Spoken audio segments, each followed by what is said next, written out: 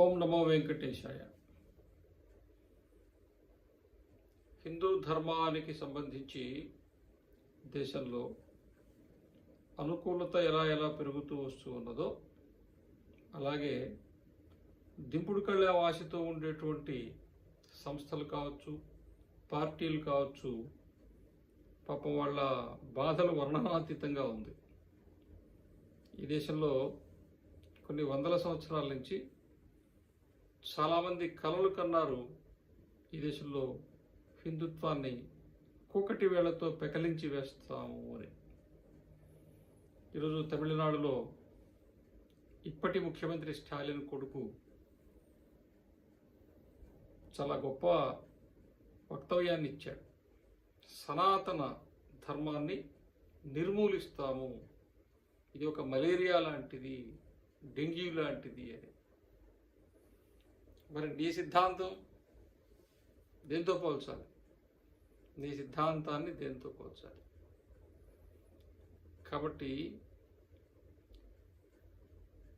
సమాజం పట్ల కానీ దేశం పట్ల కానీ ఏమాత్రము అవగాహన లేని సంకుచితమైనటువంటి మానసిక స్థితి,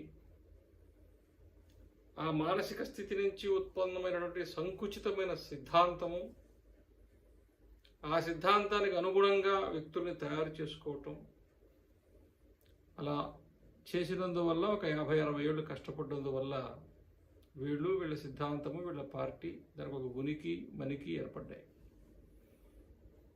ఈరోజున అక్కడ గత 40-50 ఏళ్లుగా చాలా తీవ్రంగా ఎప్పుడైతే కన్యాకుమారి జిల్లాని కన్నీమేరీ లాంటిగా మార్చాలని ప్రయత్నం చేశారో, ఎప్పుడు రామనాథపురాన్ని రహమత్ నగర్గా మార్చాలని ప్రయత్నం చేశారో, అప్పుడు హుటాహుటిన ఆనాటి ప్రధాని స్వయంగా ఇందిరా ప్రియదర్శిని గారు నేరుగా తమిళనాడుకు వెళ్ళి పర్యటించినటువంటి సందర్భాన్ని ఇప్పుడు గుర్తు చేసుకోవాలి. ఈ ద్రవిడ సిద్ధాంతం ముసుగులో వీళ్ళు కేవలము సనాతన ధర్మానికి, హిందుత్వానికి మాత్రమే వ్యతిరేకం తప్ప మొత్తము భారతదేశంలో సెక్యులరిస్టు ముసుగులో హిందుత్వాన్ని తొక్కిపెడుతూ, హిందువులను అణిచివేస్తూ, హిందువులను హింసిస్తూ, హిందువులను అవమానిస్తూ ఎలా అయితే వ్యవహరిస్తూ ఉన్నారో, ఈ ద్రవిడ సిద్ధాంతం ముసుగులో వీళ్ళు చేస్తున్నది కూడా కేవలము మతము లేదు, మాకు మత విశ్వాసము లేదు అనేది కేవలము హిందుత్వానికి సంబంధించిన విషయంలో మాత్రమే. వీళ్ళు మిగతా మతాల వాళ్ళని గౌరవిస్తారు, ఆదరిస్తారు, వృద్ధి చేస్తారు, సమర్థిస్తారు, నిధులు ఇస్తారు, ప్రచారం చేసుకోమంటారు. వీళ్ళు అక్కడికి వెళ్తారు, చర్చిలకు పోతారు, ప్రార్థన చేయించుకుంటారు, అన్నీ నడుస్తాయి. హిందూ వ్యతిరేక సిద్ధాంతము. ఈ రోజున పాపం ఆ ముఖ్యమంత్రి గారి కుమారుడు అటువంటి వక్తవ్యాన్ని ఇవ్వడానికి కారణం ఏమిటంటే, అసలు విషయం అక్కడ అన్నామలై గారి కార్యక్రమాలు బాగా జరుగుతున్నాయి. తండోపతండాలుగా జనాలు వస్తున్నారు. వాళ్ళ కళ్ళెదురుగ్గా మొత్తము వాళ్ళు నిర్మాణం చేసుకునే సౌధాలన్నీ కూడా కూలిపోతూ ఉన్నాయి. ఈ రోజున వేలాది మంది ప్రజలు గ్రామీణ ప్రాంతాల్లో కూడా అన్నామలై చెప్పేటువంటి మాటలు వినాలని, తాము ఇంతకాలము దీనిని వదిలివేశారో, దీనిని మరిచిపోయారో, దీని నుంచి దూరం చేయబడ్డారో, దీనిని ద్వేషించమని ప్రేరేపించబడ్డారో, అవన్నీ కూడా తమకు చెందినవే విషయం తెలుసుకున్న తరువాత తమ మూలాలను వెతుక్కుంటూ ఈ రోజున తమిళనాట హిందూ సమాజము అత్యంత సహజంగా అందరూ కూడా కలిసి ముందుకు వస్తూ ఉన్నారు.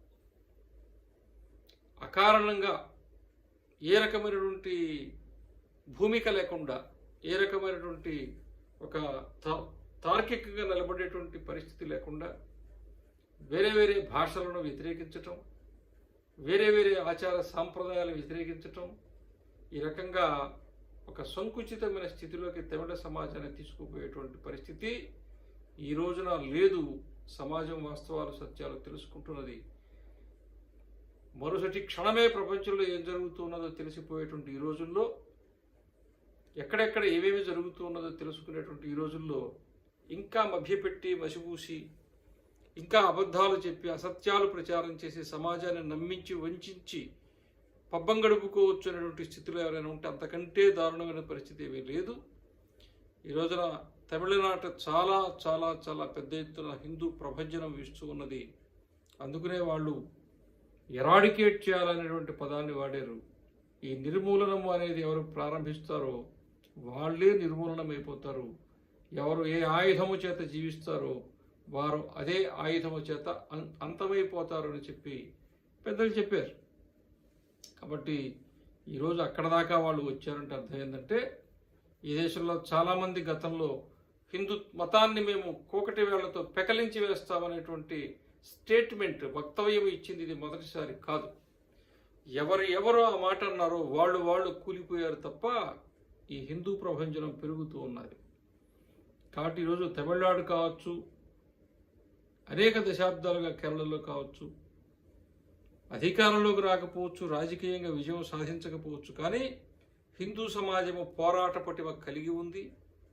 హిందూ సమాజము త్యాగాలు చేయటంలో చాలా ముందుగా నిలబడి ఉంది.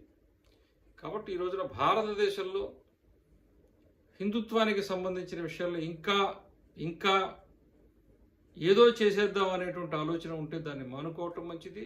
లేని పక్షంలో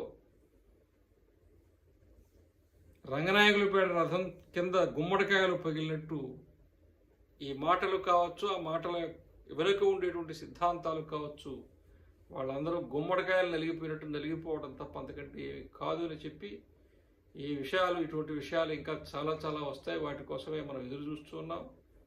కలుగుల్లో ఉండేటువంటివన్నీ కూడా ఇప్పుడు బయటకు వస్తున్నాయి. ఎవరెవరు ఏమేమిటో సమాజం ముందు వాళ్ళ రూపాన్ని, నిజ చిత్రాన్ని, నిజ స్వరూపాన్ని, నిజ జీవితాన్ని, వాళ్ళ సిద్ధాంతాన్ని ఈ రోజున ప్రపంచం ముందున ఆవిష్కరించుకుంటున్నారు. చాలా సంతోషం, స్వాగతిద్దాం. చాలా మంచి పని జరిగింది. దీనికి సమాజం ఏ రకంగా సమాధానం చెప్తుందో, సమాజం ఏ రకంగా దీనికి గుణపాఠం నేర్పిస్తుందో అది కూడా చూస్తాం. మనమేమీ చెప్పక్కర్లేదు, మనం విమర్శించక్కర్లేదు, మనమేమీ దూషించక్కర్లేదు, మనమేమీ ద్వేషించక్కర్లేదు. ఈరోజు హిందూ సమాజమే తనంతట తానుగా స్వయంగా తనంతట తాను ప్రేరకమై స్ఫూర్తిదాయకమై నిలబడి ఉంది అనే విషయాన్ని అందరం గుర్తిద్దాం, అందరికీ తెలియజేస్తాం. జై శ్రీరామ్.